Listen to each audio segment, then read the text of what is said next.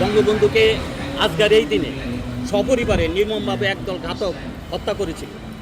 তো সেই থেকে যেহেতু বঙ্গবন্ধু জাতির পিতা, জাতির মহান নেতা, এমন অবস্থায় একজন মুক্তিযোদ্ধা হিসাবে আমার যে ফিলিংস এবং জাতির যে ফিলিংস, সেই ফিলিংস থেকেই এই প্রতিটা শক্তি বসে মানে আমরা এখানে জড়ো হই। এবং আপনি এটা মানে আপনি শুনে অবাক হবেন যে গত 5ই আগস্টে বিপ্লবের পর 15ই আগস্টে আমি এখানে এসেছি।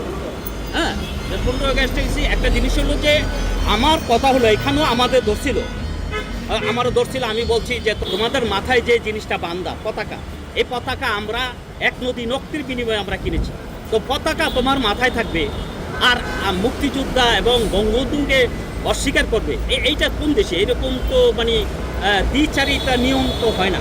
ব্যাপার যে আমাদের তোমরা বিপ্লব করছো, একটা দেশ সরকার আসবে, সরকার যাবে, কেউ স্বাভাবিক কেউ অস্বাভাবিক, কিন্তু ফান্ডামেন্টাল যে জিনিসগুলি, মৌলিক যে জিনিসগুলি, সেই জিনিসগুলির সাথে কারো দ্বিমত থাকা উচিত।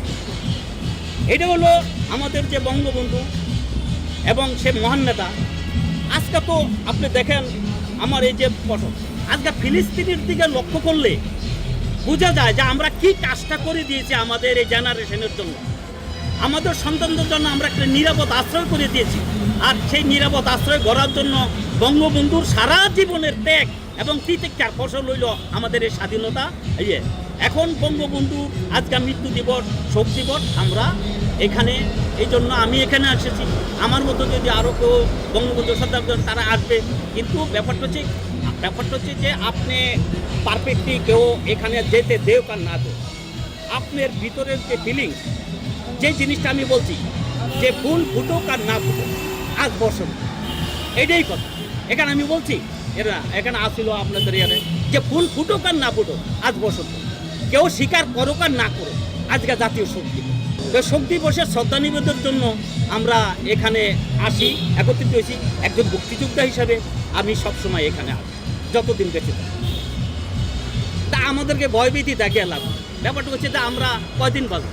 বঙ্গবন্ধু কোনো কারো দলের না, বঙ্গবন্ধু কোনো ব্যক্তির না, বঙ্গবন্ধু সবার জাতি। এই জিনিসটাকে আজকে কেউ যদি এটাকে মানে অস্বীকার করে, তাহলে আমি তো মনে করি তার পায়ের নিচে মাটি থাকে। এখন প্রশ্ন হচ্ছে এই যে বঙ্গবন্ধু মুক্তিযুদ্ধ, এটা কি আপনার এইটার ইয়ার পরে হয়েছে? এই 24 আগস্টের পরে হয়েছে না, এটা সেই 71 সালের ঘটনা। তো সেটা নিয়ে তো কারো আপত্তি থাকার কথা। আজকে আপনি সেটা নিয়ে আলোচনা করলে তাহলে আপনি কেন হয়ে যাবেন? এখানে তো কেউ আওয়ামী লীগের গুণ কীর্তন করতে আসে নাই। হ্যাঁ, আওয়ামী লীগের গুণ কীর্তন করতে আসে না, এখানে আসছে বঙ্গবন্ধুকে শ্রদ্ধা নিবেদনের জন্য। যেহেতু বঙ্গবন্ধু জাতির পিতা, একটা জাতি, বাঙালি জাতির প্রত্যেকটা লোকের সে হলো পিতা, সুতরাং প্রত্যেকটা লোক তাকে শ্রদ্ধা করা উচিত। কথা বুঝছেন? ঠিক আছে, জাতির পিতা হিসাবে ওটা শ্রদ্ধা করছি। জয় বাংলা, জয় বঙ্গবন্ধু, জয় বাংলা।